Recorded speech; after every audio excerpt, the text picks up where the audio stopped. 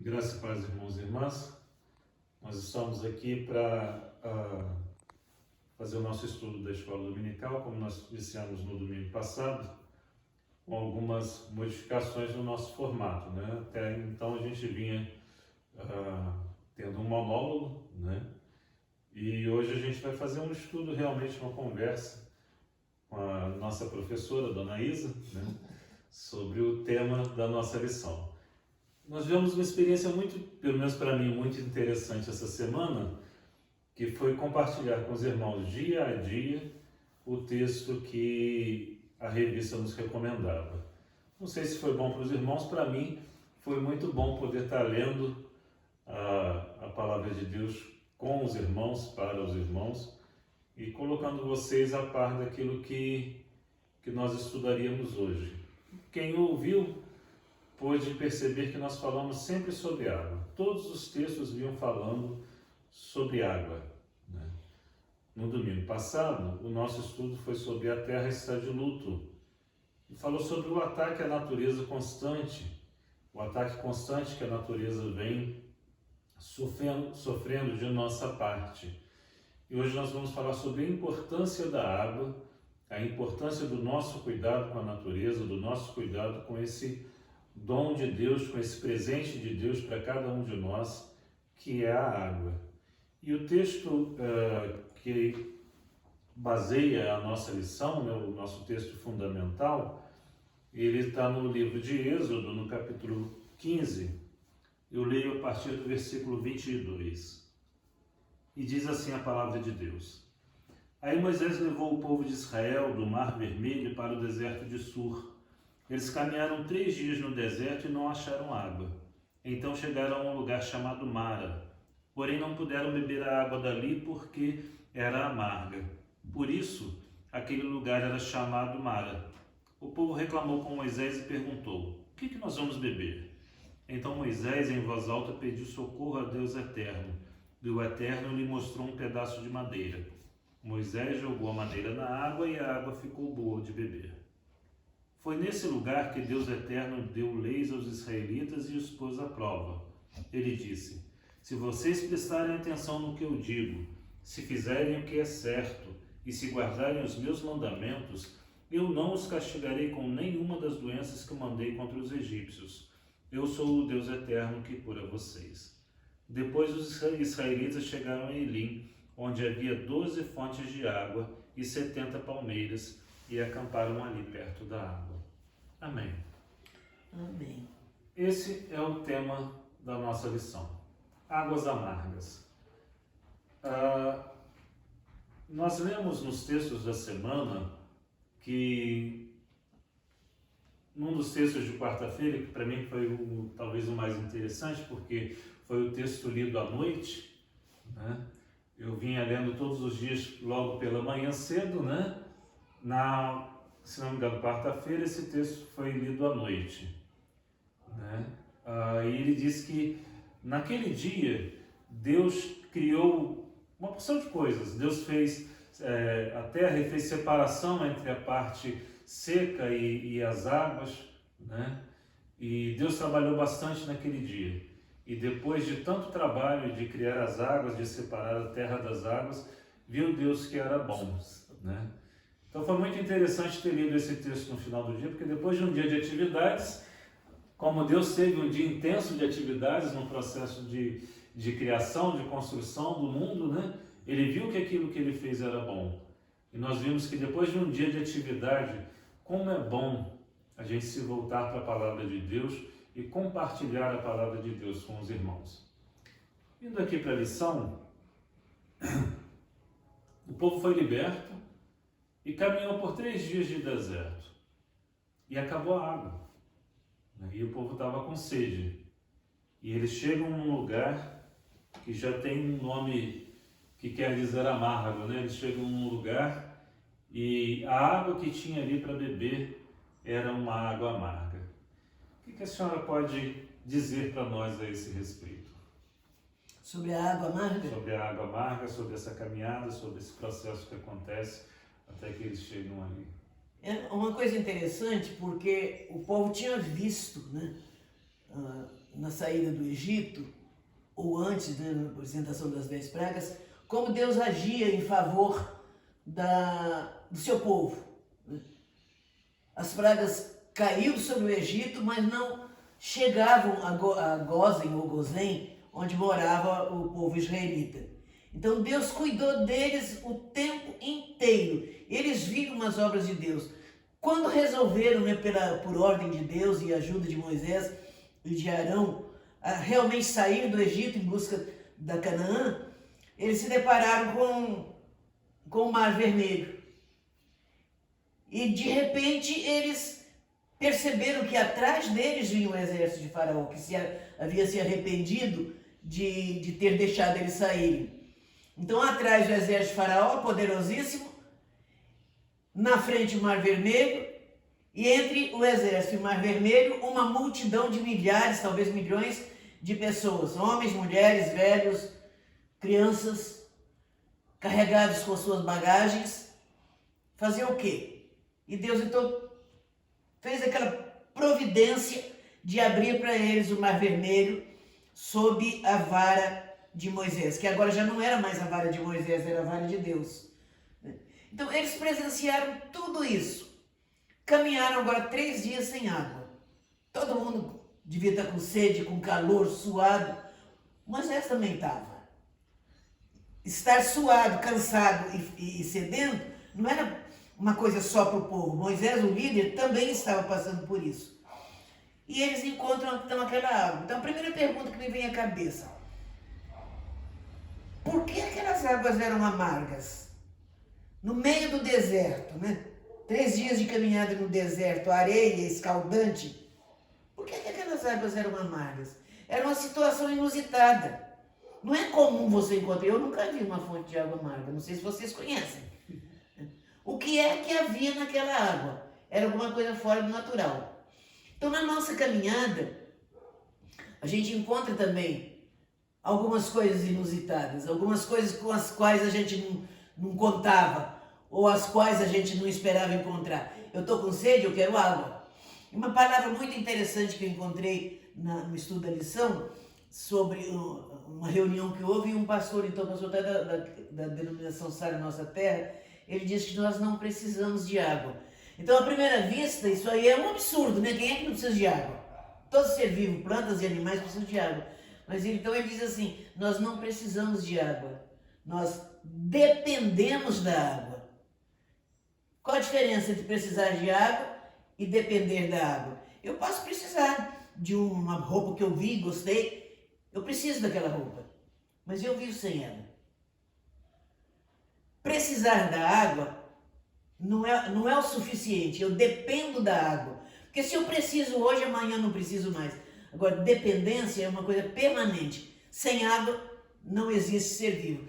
Então, aí a gente volta lá, né, para as águas de mar, para as águas amargas. Aquele povo, eles não precisavam da água, eles dependiam da água para continuar vivo.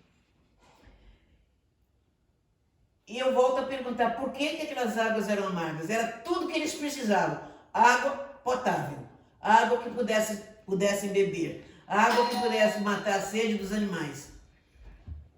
Mas as águas eram amargas. E eu volto, eu repito a pergunta: o que é que havia naquela água que a tornava amarga? Nós não sabemos. Mas que havia ali algum produto químico, alguma coisa, havia. Na nossa vida também, na nossa caminhada, nós também encontramos, às vezes nós nos deparamos com coisas inesperadas e aparentemente insolúveis. Quem é que podia resolver aquele problema? E então as pessoas começaram a brigar entre si, a reclamar, a murmurar. Murmurar é mais do que reclamar, é procurar um culpado. Por que nos tiraram do Egito? A gente estava tão bem lá. A gente apanhava, a gente trabalhava duro, mas a gente tinha comida, a gente tinha água, né? E então, diante da murmuração, Moisés sendo ameaçado, possivelmente, ele busca uma solução. Você perguntou que eu penso a respeito Isso. dessas águas amargas. Essas águas Então, o que eu amargas. penso nesse momento é isso, que é uma caminhada pelo deserto da vida. E nessa caminhada vai acontecer coisas inesperadas, coisas fora do nosso alcance, fora do nosso entendimento, mas que precisa ser resolvido. E não adianta eu reclamar. É isso que eu falo. São coisas que bastante interessantes quando a senhora fala de a vida sempre tem coisas inesperadas. Por exemplo, a gente aqui fazendo esse estudo, a campainha toca, esse estúdio é chique, né? Aí a gente, totalmente inesperado, a campainha toca, a gente atende a porta, né? Não adianta reclamar. Atrapalhou, incomodou. Muitas coisas acontecem na nossa vida que às vezes atrapalham, que às vezes incomodam, que às vezes é fora do planejado, fora do esperado, né? Mas qual é a nossa atitude em relação àquilo que nos acontece e que a gente não está esperando, né? E aí a postura do povo em relação àquela atitude, aí o texto diz, né, o povo murmurou, né? E aí, o que a senhora diz para a gente a respeito dessa atitude em relação à própria vida, né? O povo vinha de uma experiência de libertação, vinha de uma experiência de uma ação poderosa de Deus, abrindo o mar e protegendo, vinha de uma experiência de presença de Deus, né? Nessa caminhada de deserto. Deus esteve presente, o povo sabia dessa presença, mas quando acontece alguma coisa contrária à sua expectativa, né? O povo murmura contra Deus. A gente vive hoje no país uma situação de pandemia, né? E nessa situação de pandemia, a gente sabe que Deus está presente conosco. A gente sabe que Deus tem cuidado de nós. Onde a nossa atitude, a nossa postura se assemelha. Aí vamos colocar duas atitudes diferentes, duas posturas diferentes. A gente tem uma postura de um povo que murmura e a gente tem uma atitude, uma postura de um Moisés que busca a Deus. Como é que a senhora percebe essa atitude do povo naquele tempo e o que seria de orientação para nós ou de posição para nós hoje diante do inusitado que nós vivemos, do inesperado, de uma pandemia que nós vivemos? Qual a atitude prudente, vamos colocar assim, né, diante de Deus? Como a gente deve viver essa situação? Como é que a senhora enxerga isso? É interessante como a gente tem a memória curta, né? A gente vê isso no povo. O que eles haviam presenciado de graça, de socorro, de cuidado, um exército inteiro poderosíssimo destruído, né? Mar se abrindo e o povo atravessando, né? Quanto cuidado de Deus! Mas bastou 3 dias, o povo esqueceu, né? E foi preciso que Deus voltasse a agir de uma maneira poderosa, de uma maneira grandiosa, de uma maneira também inesperada, né? Inesperada e ao nosso entendimento impossível de acontecer.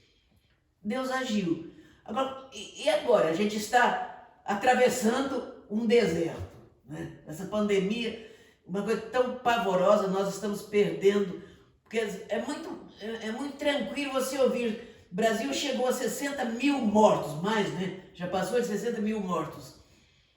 Mas quem são esses mortos? Enquanto a minha família estiver protegida, eu não sinto a dor do outro, pelo menos não com tanto pesar como eu sentiria se alguém da minha família. Eu vou confessar uma coisa para vocês. Todas as noites antes de dormir, eu agradeço a Deus, porque até aqui que eu saiba, ninguém do meu sangue ainda, né, filhos, netos, noras, genros, né, as famílias, mas há uma coisa que já está começando a doer na gente. Irmãos próximos de nós já perderam a vida. O irmão nosso da igreja de Barra Mansa, que foi paroquiano lá na igreja de Boa Sorte, faleceu como vítima do coronavírus. A nossa pastora Vera faleceu. E outros irmãos, né, estão descansando no Senhor como vítimas dessa água amarga que nós estamos aí, né, à beira dessa fonte amarga. O que fazer então? Perguntar a Deus por quê? Não resolve. Fazer a pergunta do incrédulo, onde está o seu Deus, né? Como diz o salmista, né? Onde está o seu Deus? Deus não está vendo isso? 60 mil pessoas mortas por um vírus. E milhões contaminados. Onde está Deus que não está vendo isso? Acredito que no meio da murmuração do povo lá, à beira de Mara, é possível que muita gente tenha perguntado, Deus não está vendo? Nós não somos o povo de Deus. Como é que ele deixa a gente caminhar 3 dias sem água e quando aparece uma água, essa água não presta para beber? Será que eu também não culpo a Deus que nos criou e está nos deixando à mercê de um vírus que ninguém sabe de onde veio e de onde saiu, de que a propósito de quê? Então a gente tem que parar para pensar e se examinar o coração, examinar a mente, examinar as atitudes. Se eu não estou fazendo como aquele povo lá do deserto, onde está Deus que está deixando a gente morrer de sede? Onde está esse Deus tão poderoso que a gente diz que ele está no controle e que ele vai resolver, vai acabar? Onde ele está que está deixando tanta gente morrer? Essa é a murmuração. Era assim que aquele povo lá fazia. E o que é que eu tenho que fazer então? Seguir o exemplo do povo murmurador? Culpar alguém? Por que você tirou a gente do Egito? Alguém, por que você foi à Itália e trouxe um vírus, né, para cá? A gente sempre procura jogar nas costas de alguém. Mas Moisés teve uma atitude fabulosa. Aliás, ele não teria outra saída mesmo, né? Estava sujeito a ser morto, a ser castigado, a ser agredido, e ele busca Deus. E como sempre, quando nós buscamos a Deus, ele dá a solução. Às vezes não é aquela solução que eu esperava.